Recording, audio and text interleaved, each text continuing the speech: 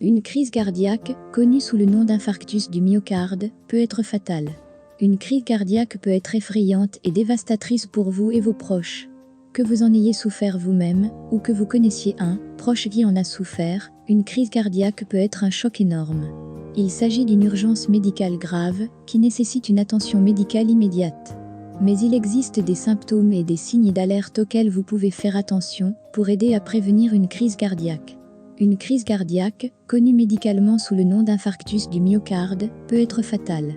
Il s'agit d'un blocage soudain de l'approvisionnement en sang du cœur, généralement par un caillot de sang, et le manque de sang au cœur peut sérieusement endommager le muscle cardiaque, ce qui met la vie en danger. Vous verrez à la suite de cette vidéo 8 signes d'alerte à surveiller, qui peuvent apparaître un mois avant une crise cardiaque. Bienvenue sur ma chaîne HealthTip, où on parle d'astuces naturelles pour soit se maintenir en bonne santé, ou retrouver sa santé. Donc abonne-toi, et active la cloche de notification, si ce genre de contenu t'intéresse. En plus, cela nous encouragera à produire encore plus de vidéos.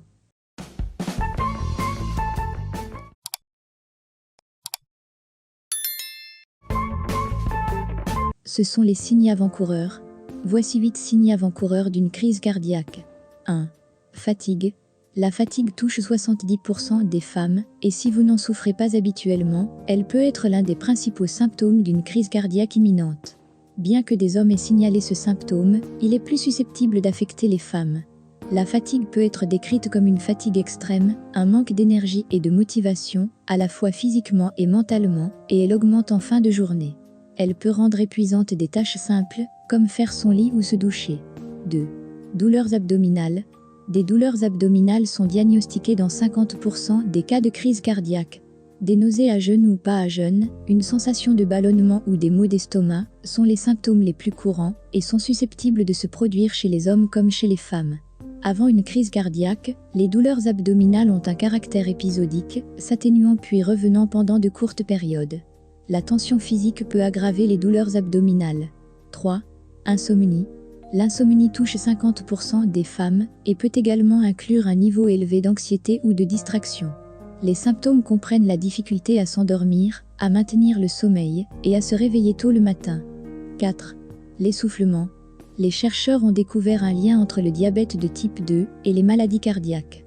Ce symptôme est diagnostiqué dans 40% des cas et consiste en une forte sensation d'incapacité à respirer profondément. Il se manifeste souvent chez les hommes et les femmes, jusqu'à 6 mois avant une crise cardiaque. Il s'agit généralement d'un signe avant-coureur d'un problème de santé. 5. Perte de cheveux. La perte de cheveux, comme symptôme d'un problème cardiaque, touche les hommes de plus de 50 ans. Elle peut être considérée comme un indicateur visible d'une maladie cardiaque, et la calvitie peut également être associée à une augmentation du taux de cortisol, une hormone. 6. Rythme cardiaque irrégulier. Ce symptôme se produit sans l'influence de facteurs externes. Les battements sautés ou les arythmies sont souvent accompagnés d'une crise de panique et d'anxiété, surtout chez les femmes. Il apparaît de manière inattendue et se révèle différemment. Arythmie, battements cardiaques irréguliers ou tachycardie, augmentation du rythme cardiaque. Les exercices physiques peuvent donner un stimulus supplémentaire à l'augmentation de la fréquence cardiaque, notamment en cas de maladie athérosclérotique. Certaines personnes signalent que le rythme cardiaque irrégulier dure 1 à 2 minutes.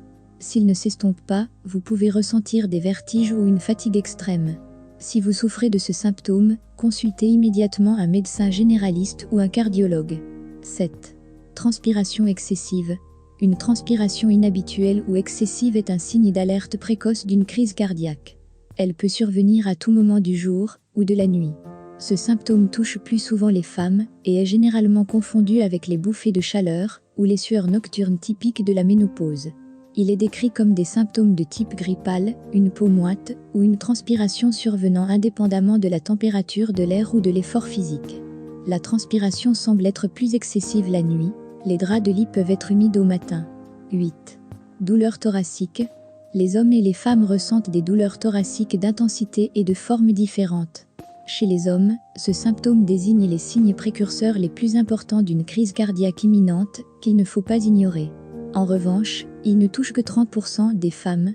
La douleur thoracique peut s'étendre à des sensations inconfortables dans un ou deux bras, plus souvent le gauche, la mâchoire inférieure, le cou, les épaules ou l'estomac. Elle peut avoir un caractère permanent ou temporaire. Si vous souffrez de ce symptôme, parlez-en immédiatement à votre médecin généraliste ou allez voir un cardiologue pour obtenir des conseils. Si vous pensez que vous, ou l'un de vos proches, souffrez d'une crise cardiaque, après avoir contacté le service des urgences par téléphone, il peut être utile de mâcher, puis d'avaler un comprimé d'aspirine, à condition que la personne suspectée de crise cardiaque ne soit pas allergique au comprimé. L'aspirine contribue à fluidifier le sang et à réduire le risque de crise cardiaque. Pour en savoir plus sur le traitement des crises cardiaques, demandez conseil à votre médecin. Les symptômes d'une crise cardiaque peuvent être une douleur thoracique.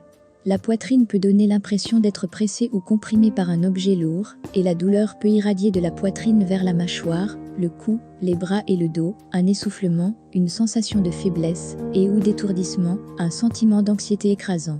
Il est important de souligner que tout le monde ne souffre pas de douleurs thoraciques sévères. La douleur peut souvent être légère et être confondue avec une indigestion.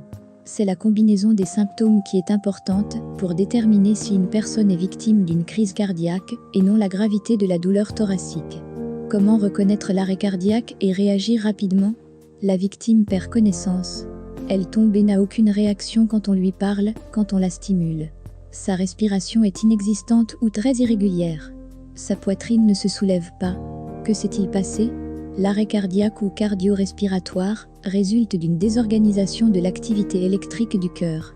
Un trouble du rythme, tachycardie ou bradycardie, empêche soudain le cœur de pomper le sang et de le faire circuler dans l'organisme, privant ainsi les cellules de l'oxygène nécessaire.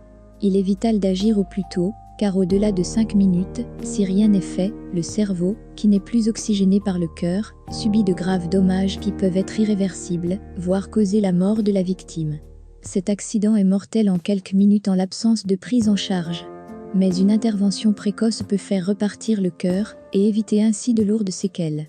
Arrêt cardiaque, 3 gestes pour sauver une vie. Pratiqués dès le premier instant, 3 gestes simples offrent à la victime d'un arrêt cardiaque sa seule chance de survie. Le rôle du premier témoin est donc essentiel. Il doit appeler le numéro d'urgence de son pays de résidence, masser le cœur et pratiquer une défibrillation à l'aide d'un défibrillateur automatisé externe si un appareil est disponible à proximité.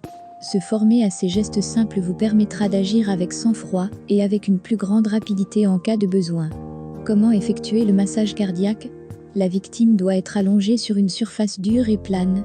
Le massage cardiaque, ainsi que la ventilation artificielle par bouche à bouche, permet de se substituer au cœur, qui ne réalise plus son travail de pompe au sein de l'organisme.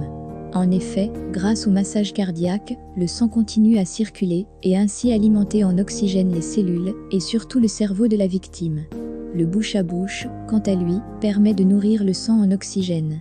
Néanmoins, dans les premières minutes, il est possible de se concentrer sur le massage, car il reste encore assez d'oxygène dans le sang. Comment faire? Pratiquer sans compression par minute, par séquence de 30.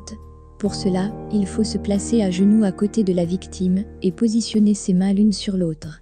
Il faut ensuite appuyer de tout son corps sur son thorax et enfoncer ses mains de 5 à 6 cm en remontant entre chaque compression. En alternance, on peut effectuer 2 insufflations de bouche à bouche, toutes les 30 pressions avant de reprendre le massage cardiaque. Merci d'avoir regardé la vidéo et j'espère qu'elle vous aidera à éviter un infarctus du myocarde ou sauver quelqu'un qui en fait un. N'oubliez pas d'aimer et partager la vidéo pour aider d'autres personnes. À bientôt.